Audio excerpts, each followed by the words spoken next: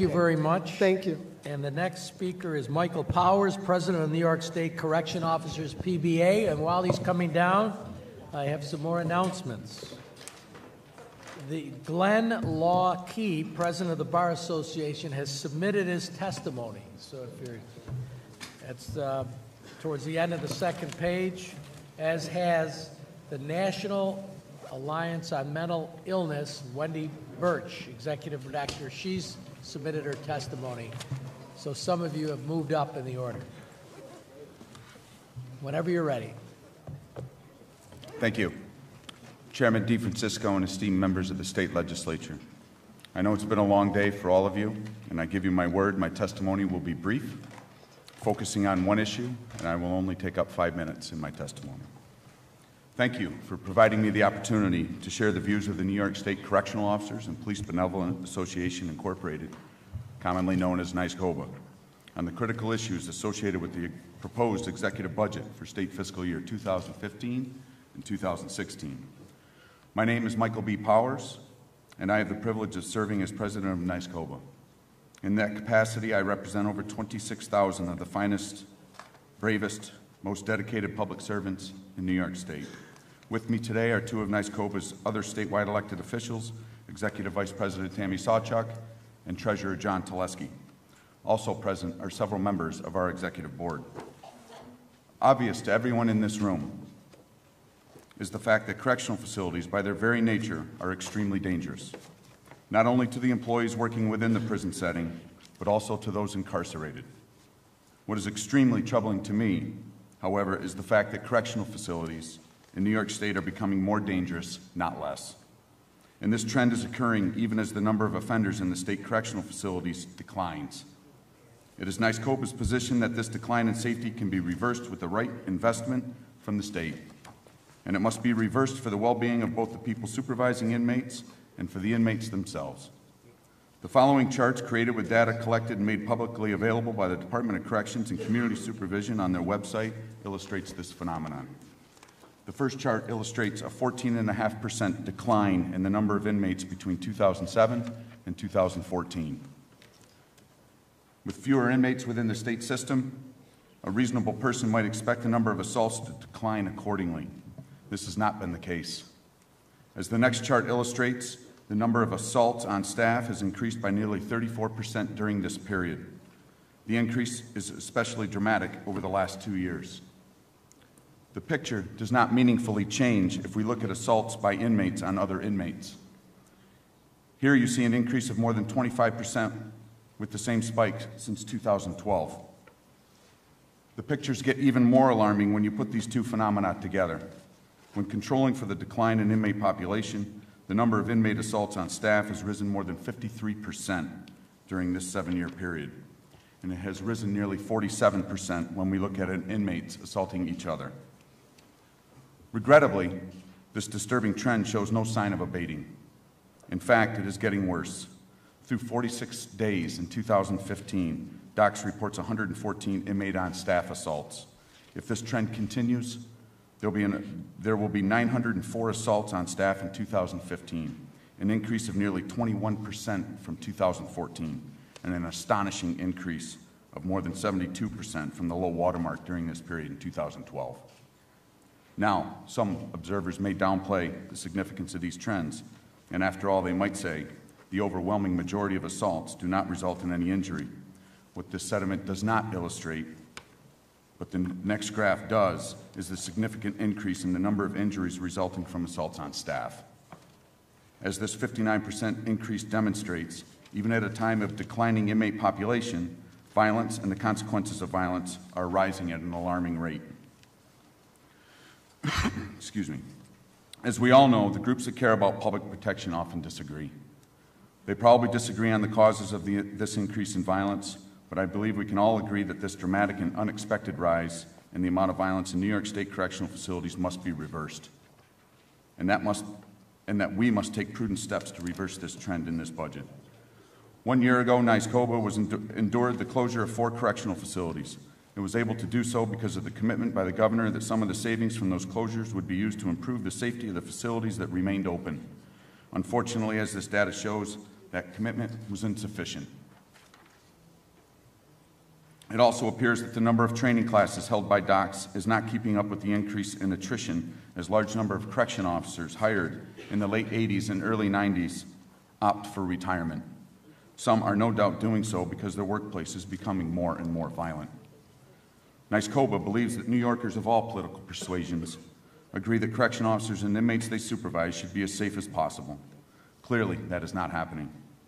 We respectfully urge the legislature to make a prudent reinvestment in the one option proven to improve safety in our correctional system. And that option is the addition of 475 fully trained and equipped correction officers who risk their lives every day to keep New Yorkers safe. I believe the final chart vividly summarizes the state of affairs in New York's correctional facilities.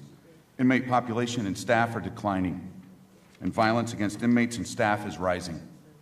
I hope all who care about public protection in this state will agree that this is not a positive development and will join together to do something meaningful about it, not only in the forthcoming fiscal year, but also in the remaining month of this current budget season.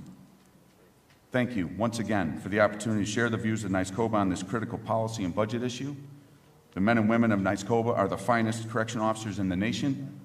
With continued improved communication between the administration and the union, we can continue to be seen as such. With that, I'd be happy to answer any questions. Thank you. Senator Gallivan. Thank you, Chairman. Thank you, President Powers, and everybody that is here to testify, and the administrative support over on the side as well. The numbers are disturbing, of course. It's troubling to see, and I would agree with your testimony that anybody should be concerned with increased violence in prisons. You look at the assaults on staff, the inmate assaults. What is causing it, in your opinion? We believe there's multiple factors. You know, one is we lack staff, plain and simple. We have places in our facilities that aren't staffed anymore or not manned in posts. We have a shortage of staff. We have issues during post closings. We have the, just 4 short years ago, our maximum security prisons were stacked 120% capacity. That's not the case now, but they're down to 100%. And with the facility closures, phasing out the minimum aspect of their mission statement and the closing of the minimum security facilities, we've seen a reclassification from the maximum security inmate reclassified to a medium security classification. And when you have a more violent felon coming in from the street, and you have an individual who's done a period of his time in a maximum security prison, and he's put into a medium setting, and a double bunk situation is a recipe for disaster. We have additional issues in our facilities. We've got the reintroduction of heroin in our facilities. We have the synthetic drugs such as Suboxone, as the acting commissioner mentioned earlier. You have the synthetic marijuana that comes in that renders people's judgment to a point where they don't recognize what they're doing. Your testimony spoke last year of the closing of correctional facilities and a commitment of the governor that a certain portion of the savings would be used to improve the safety. What's your understanding of what that specific commitment was? I'll quote the acting commissioner. There's a misunderstanding.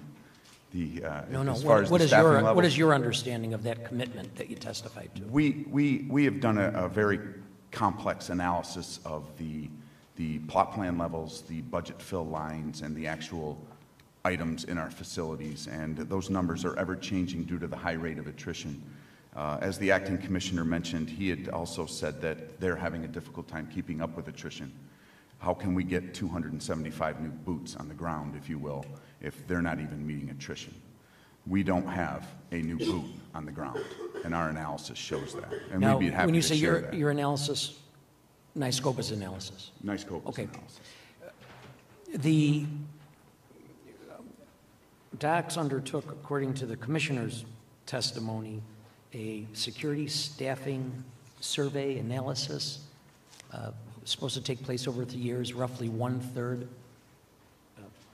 The commissioner testified that about 1/3. They're called staffing reviews, and 1/3 of the facilities we have done our staffing reviews, and what they're trying to do, in our opinion, magic math, if you will.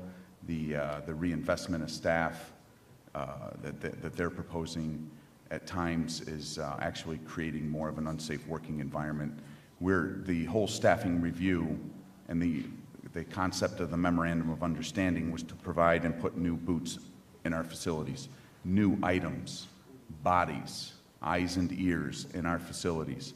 And some of their analysis is coming back and taking from some of these facilities. Do you have input into the analysis of each of the facilities? We meet. Part of the MOU is, and this is, I believe, because of our cries over the years, have for the first time in our history, whether in NYSCOBA's history, do we now get a voice at the table? But that voice tends to fall to the wayside. Now, you testified that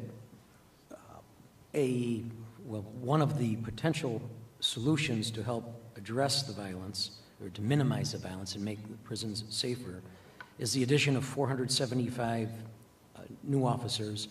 And is that 475 above the current strength that is authorized, or plus 475 as currently staffed, including vacant positions? That was the full impression that we had. I wasn't present in the meeting. My treasurer, John Teleski, was. The impression that the executive board and with the success, or not success, with the savings from the 4 facility closures, were to put 475 additional brand new jobs in our facilities. To give you some insight on that would explain that not in the last 15 years, as a statewide staffing level, has the Department of Corrections increased their staff. We were told that we would be 475 stronger than what we were when we went in. And my last question has to do with the decrease in the overtime line in the budget, $20 million decrease that the governor has proposed. What is your opinion of what that impact will be? And of course, I mean as it refers to safety in the facilities. It's already compromising. They're calling it the superintendent's matrix. Every facility is looked to cut back on their overtime in their facilities. And what they do initially is, if there's a need to close an area of an aspect, we have what are called plot plans. And every day we go into our facilities, and those plot plans are to be fulfilled. And what happens typically is a post will be closed to avoid hiring the overtime. And with that, post-closing comes the compromising of a security area in our facility. And that's what they're doing to impress upon their savings, is to, they're doing it on our backs. Thank you. Thank you, Chairman. Excuse me, Senator, can I comment on that for 1 second, please? If you take it down to a micro... You can, but I'm out of time. I'm sorry? You can, but I'm out of time. If you take it down to a micro level, if you just take a facility that's closest to Albany, like Coxsackie or Green, and it says the department or the agency says it takes 450 correction officers to run that facility, at the current level of attrition, they're not keeping up with that at all. We have no extra resources to man what's currently there.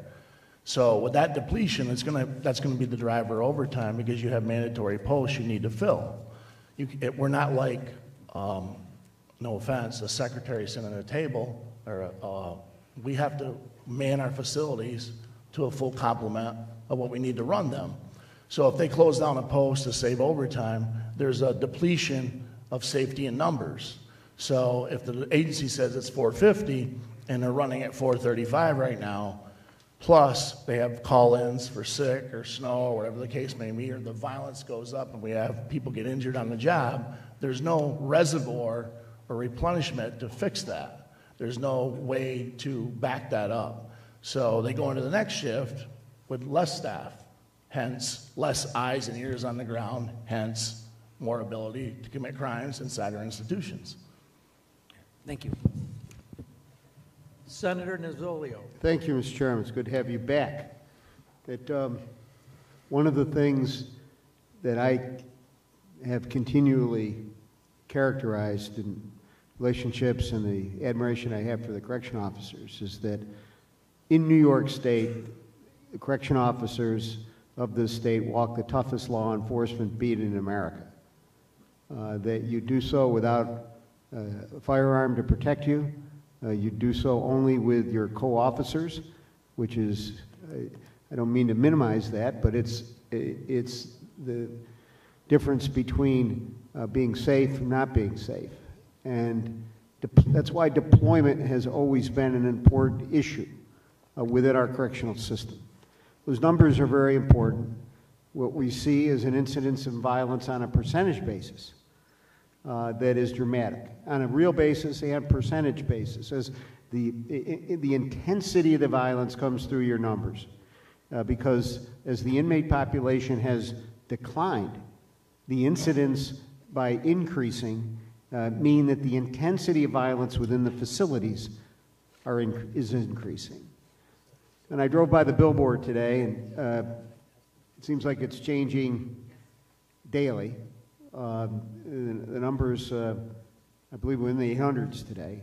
I forget exactly what the number was. It was a long time ago. I'm a little fuzzy on numbers right now, but after being at this for 8 hours. But I want to come back to what Senator Gallivan was discussing regarding the deployment of correction officers. And before we can look to 2015, we have to analyze what did occur in 2014. And I wasn't part of the negotiations, nor was Senator Gallivan, nor was anyone in this conference, with the governor and governor's key staff in discussing the numbers that would be established moving forward. I don't know if you heard me discuss with Commissioner Annucci when he testified earlier that in my inquiry relative to these numbers, the numbers we were led to believe represented a 275 person increase in deployment for our COs on the front line. Is that your understanding? That's correct. Did you hear the commissioner when I asked him a question? He responded about a miscommunication regarding this account. Would you reiterate for us what is the understanding of NYSCOBA and President Powers? I know you were not in the room, I believe, at the time. Mr. Teleski, you indicate you were. Yes. Okay. Would you, for the record, indicate exactly your understanding of what took place in that discussion between the governor's key people relative to the closure of facilities and the deployment of correction officers moving into the fiscal year 2014-2015? Sure. When we met, when we first walked in, that we were going back and forth with dialogue about our safety, because that was our utmost concern. The governor offered bulletproof vests, stab-proof vests, as a solution right off the beginning, and we said we need numbers, we need bodies, we need boots on the ground, physical boots. Our system is so large and with attrition that, you know, you could look at a number, take a picture of it today, it's 19,000. Tomorrow it could be 18,950 members because 50 of them retired, and it happens this fast. So with that knowledge, we said we need physical bodies. You can take a picture anytime you want throughout the whole year, and it's going to change and it's going to evolve. Class in the academy, that's in the academy, is going to be added into the corrections department number, but that's not boots on the ground, they're in training. They're in 8 weeks of training. So that's going to be added into the number. So it looks like we have 75 new bodies. We don't. We don't have them in any of the facilities. So what we talked about is 275 this last fiscal year that's ending in 4 weeks or 5 weeks. 100 and 100 would bring us up. Physical boots would bring us up to a complement where we could sustain running our facilities and bring our safety level up, because that's what we're supposed to be doing. Would you reiterate the number, Mr. Teleski, that you indicate? The number? 275. 275. Correct. An appropriation of 275 for this fiscal year and coming to an end, 100 for next year, Now, again, the following year, because I wasn't privy to the conversation. I wasn't in the conversation. You were, Mr. Telesky, and that's Correct. very important. And we understand this because it's my belief that you have a very serious attrition problem, that people are retiring. We're in a demographic challenged time when kind of a perfect storm demographically. You have major employment now, 20, 25, 30 years ago, that is ready to retire. And you have them ready because of the demographics, the age, the just general time frame. So 275, if you lose 1,000 correction officers during the year, that means that you've got to deploy 1275. Correct. And I couldn't, and I believe you have yet to get an answer from the department as to, are we at the 275 level plus the numbers that have attrited? I think that's what you're looking to find out, right? The numbers that attrited plus 275. That's your... We need to see active members on the ground. They can say whatever number they want to utilize for the date. We need to see extra bodies in the facilities. Is that per facility? Correct. And you talk about the staffing reviews, they did 1/3. We haven't seen one extra body. If they're saying they need 5 more correction officers up at Franklin, then put 5 more correction officers in that job, in that facility.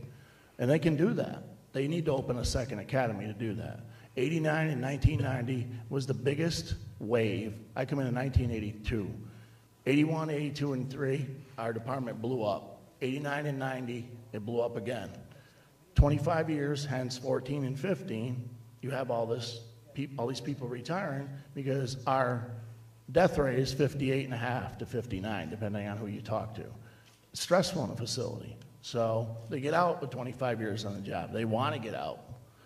So that's the fact that we need extra bodies to replenish what these people are leaving on top of the 275. The governor has proposals for additional academies. Have you analyzed those proposals? There's no new, they used 18 last year. They didn't stay up with it. You heard the commissioner say that. They're using 18 or 19 this year. There's a refusal on our agency's part to open a second academy. They mentioned Willard this morning. They need to open that second academy. I used to work at the Albany Training Academy. I was an instructor there. They cannot put more than 3 classes through that system at one time. It's impossible to train them. So they do have to open up a second academy. Are you going to be right back to the same situation you are now that you were last year, next year? Well, we've asked for clarification about this miscommunication.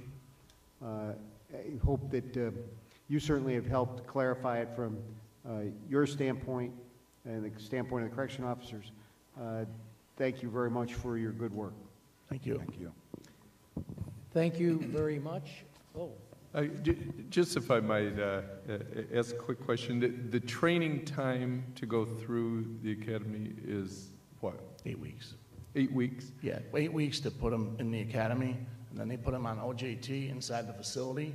So you're partnering up with an experienced correction officer, and then they release them to A total of 12 weeks in training with 1 month on the job training. correct. So to bring you up to speed, go through all of that, certainly there's a period of time, 3 months, whatever at a minimum to do that. Correct. Thank you very much. thank you very much. Thank you. Appreciate it.